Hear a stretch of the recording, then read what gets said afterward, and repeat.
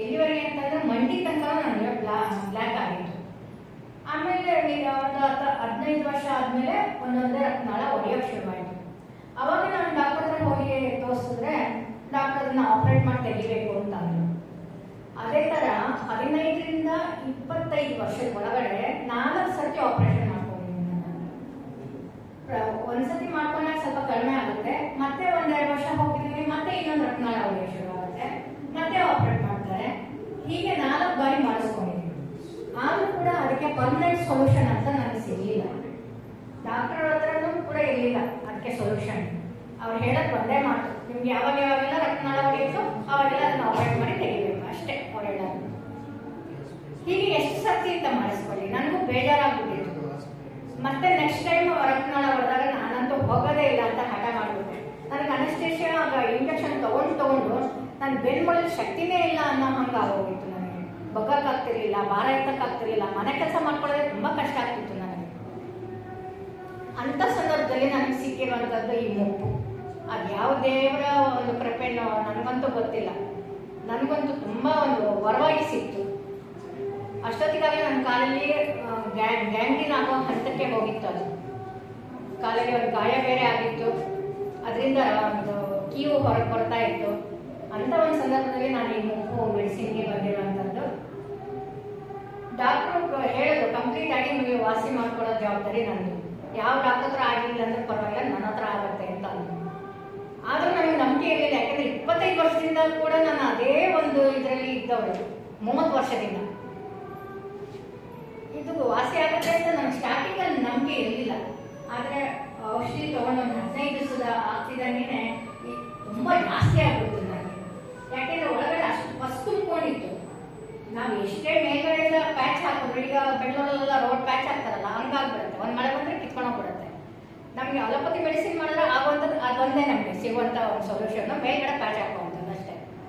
ಆದರೆ permanent solution ಬೇಕು ಅಂತಂದರೆ ಒಳಗಡೆ ಏನೋ ಫಸ್ಟ್ ಅಷ್ಟು ಆಚೆ ಬರಬೇಕಾಗಿತ್ತು. ನನಗೆ ಫುಲ್ಲು ಗಾಯ ದೊಡ್ಡದಾಗ್ಬಿಡ್ತು. ಎಷ್ಟು ದೊಡ್ಡದಾಗ್ಬಿಡ್ತು ಅಂತಂದರೆ ನಾನು ನೋಡೋಕ್ಕೆ ಅಸಹ್ಯ ಆಗೋ ಮಟ್ಟಿಗೆ ಅಷ್ಟು ದೊಡ್ಡದಾಗ್ಬಿಟ್ಟಿತ್ತು ಗಾಯ.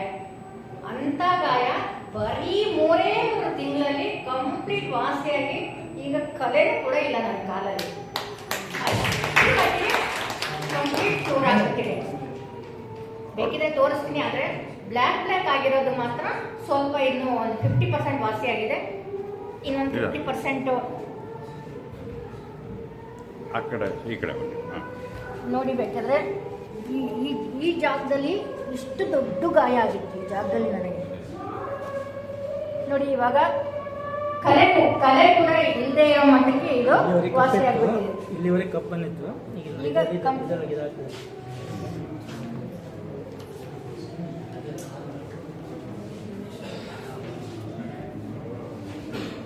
ನನಗೆ ಕಂಪ್ಲೀಟ್ ಆಗಿ ಇದು ವಾಸಿ ಆದ್ಮೇಲೆ ಈಗ ತುಂಬಾನೇ ಭರವಸೆ ಬಂದಿದೆ. ಅಂತ ಒಂದು 30 ವರ್ಷದ ಹಳೆ ಕಾಯಿಲೆ ಅವ್ರು ವಾಸಿ ಮಾಡ್ತಾರೆ ಅಂತಂದ್ರೆ ಇವತ್ತಿನಿಂದ ಬಂದಿರೋ ಕಾಯಿಲೆ ವಾಸಿ ಮಾಡೋದು ಏನೂ ಕಷ್ಟ ಅಲ್ಲ ಅವ್ರಿಗೆ. ಇದೊಂದು ನಿಜವಾಗ್ಲೂ ಎಲ್ರಿಗೂ ಸಿಕ್ಕಿರ್ತಕ್ಕಂಥ ಒಂದು ವರದಾನ. ಆದರೆ ಎಲ್ರಿಗೂ ಸಿಗುತ್ತೆ ಅಂತ ಗ್ಯಾರಂಟಿ ಕೊಡಲಾರೆ. ಡಾಕ್ಟರ್ ಹೇಳ್ದಂಗೆ ಯಾರು ಕರ್ಮ ಕಳೆದಿರುತ್ತೋ ಅವ್ರಿಗೆ ಮಾತ್ರ ಇದು ಸಿಗುತ್ತೆ. ಹಾಗಾಗಿ ಯಾರಿಗೆಲ್ಲ ಅವಕಾಶ ಸಿಕ್ಕಿದೆಯೋ ದಯವಿಟ್ಟು ಅದನ್ನು ಬಳಸ್ಕೊಳ್ಳಿ. ನನಗೆ ಸಿಕ್ಕಿರ್ತಕ್ಕಂಥ ಈ ಅವಕಾಶ, ನನಗೆ ಕೊಟ್ಟಿರ್ತಕ್ಕಂಥ ಅವಕಾಶ ರೈಲ್ವೆ ಇಂಟರ್ನ್ಯಾಷನಲ್ ಹೆಲ್ತ್ ಕಂಪನಿಗೆ ಮಾತ್ರ ನಾನು ತುಂಬಾ ಥ್ಯಾಂಕ್ಸ್ ಹೇಳ್ತೀನಿ. ಅದಕ್ಕಿಂತ ಇಂಪಾರ್ಟೆಂಟಾಗಿ ನನಗೆ ಕೊಟ್ಟಿರ್ತಕ್ಕಂಥ ನಾಗರಾಜ್ ಡಾಕ್ಟ್ರಿಗಂತೂ ನಾನು ಎಷ್ಟು ಚಿರಋಣಿಯಾಗಿರ್ತೀನಿ ಅಂತ ಹೇಳಲಿಕ್ಕೆ ಸಾಧ್ಯನೇ ಇಲ್ಲ. 7 ಜನರಲ್ಲೂ ಅವ್ರನ್ನ ನಾನು ತಿಳಿಸ್ಲಿಕ್ಕೆ ಸಾಧ್ಯ ಇಲ್ಲ.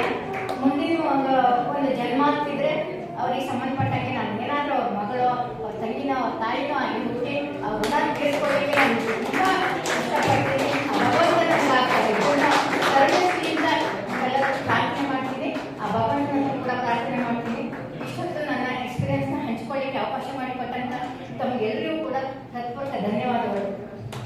Thank you. Thank you madam. ಒಳ್ಳೆಯದು ಮಾಡಿ.